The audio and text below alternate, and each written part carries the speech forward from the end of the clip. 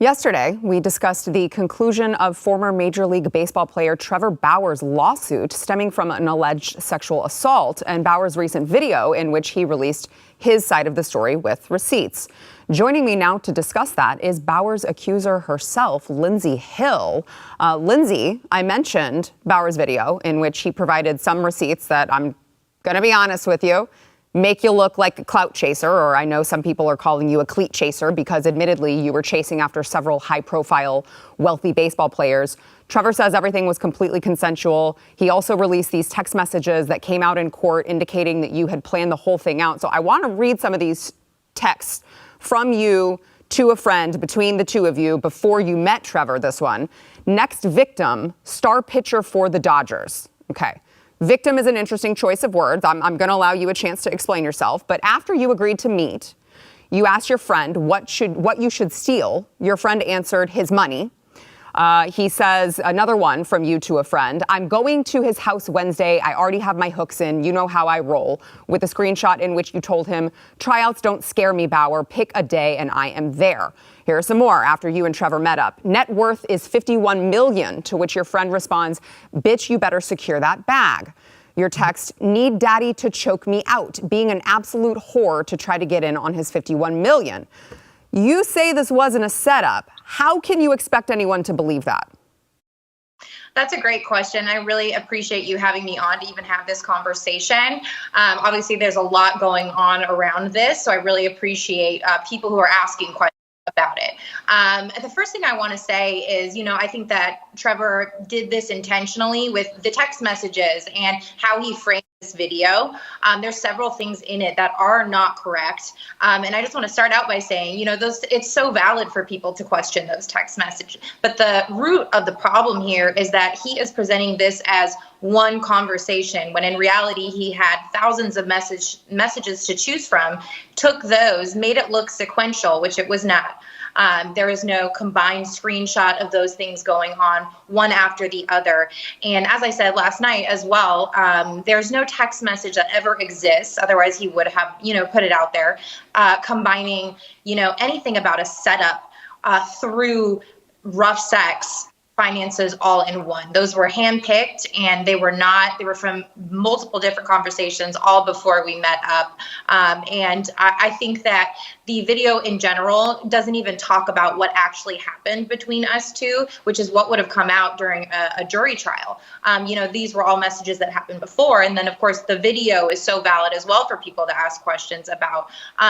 But I do think that video was entirely misleading. He also references the restraining order hearing, which people also have questions about. He says that he was cleared of any wrongdoing, which is actually incorrect. In our civil case, the judge had actually ruled that he had not been cleared of any wrongdoing, and that was a federal court judge. So I want to get to the domestic violence restraining order hearing as well, but I mean, so you're saying that it's misleading because you're admitting that you did talk about rough sex and wanting rough sex. You did talk about him needing to choke you out. You did talk about stealing his money, but it's misleading because he put them together in the same video as if you had said it in the same conversation when in fact it was separate conversations, correct? That's why it's misleading?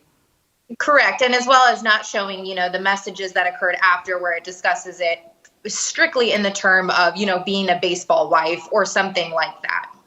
Or something like that. Okay. I'm just curious if you know, like, the statistical likelihood of you texting your friend premeditated texts saying you wanted him to choke you out and steal his money, take his money, and him actually choking you out, and those two things not being related.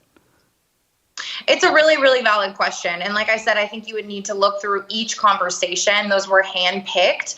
But I can, like I said last night, completely own the fact that those were overly sarcastic, overly inappropriate to some may seem. And it does give off that impression about clout chaser and totally attention-seeking behavior. But I just feel that they have, nothing to do with what actually took place. But it does cause a lot of questions as to why I was, seeking Trevor out. But at the end of the day, there was nothing about a setup with violence and all of this stuff and getting financial gain. It was strictly, a 25 or however old I was at the time, girl trying to get attention from those things and phrasing it in a sarcastic way before we met. Okay, so I've got a couple other questions on that. So you said in court that he sexually assaulted you on 2 different encounters, and you say the first time that you say he choked you unconscious.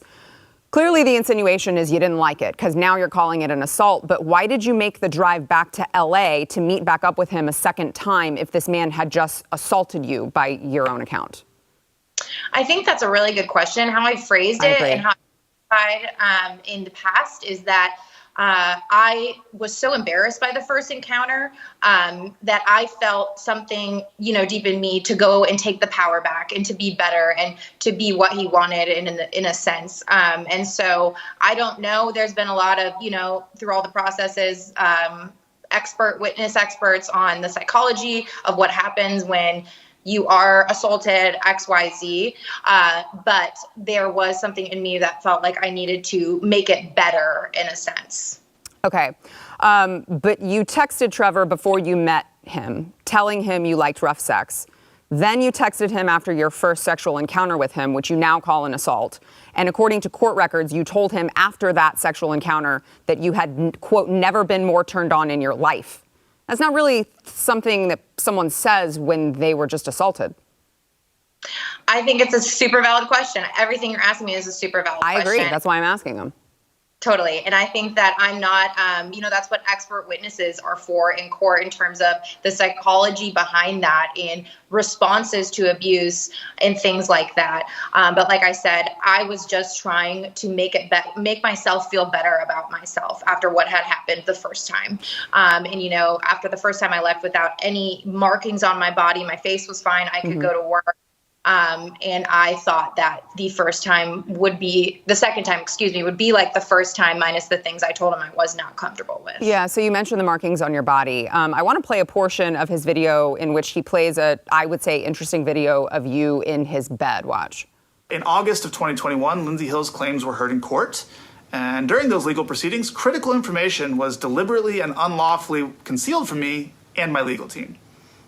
Information like this video, which was taken by Lindsey Hill herself the morning after she claimed she was brutally attacked, emotionally traumatized, and desperate to get away from me. And now we have the metadata, so there can be no dispute.